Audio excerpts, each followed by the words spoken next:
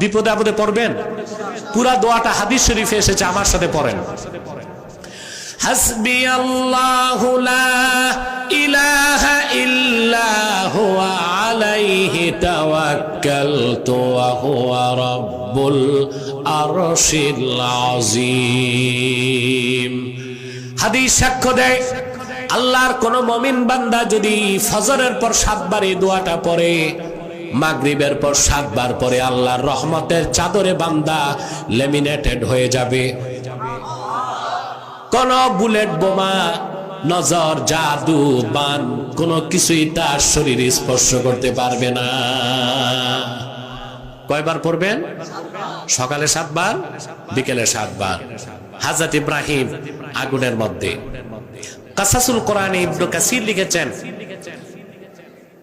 হযরত ইব্রাহিম আলাইহিস সালাম যাকে বাবা বলতেন, আজার, সে প্রাসাদের ছাদ থেকে আগুনের দিকে তাকাইছে। আজার তাকায় দেখলো বিশাল আগুনের কুণ্ডলীর ভিতরে সবুজ বাগান। হযরত ইব্রাহিম সেখানে হাসি খুশি হাঁটতেছেন। অনিচ্ছায় তার জবান থেকে বেরিয়ে গেল, সে বলতে লাগলো, নি'মার রাব্বু রাব্বুকা ইয়া ইব্রাহিম। আরে ইব্রাহিম, সত্যি আজকে তোমার রবের পরিচয় পেলাম। তোমার রব কতই না উত্তম রব। আমরা তোমারে আগুনে দিলাম, আর তিনি আগুনটা তোমার জন্য ফুলের বাগান বানায় দিলেন।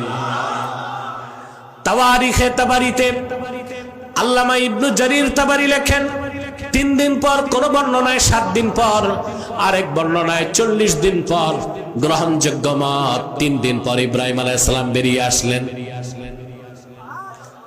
নমরুদ দেখলো হযরত ইব্রাহিমের শরীরের একটা পশমও জ্বলে নাই।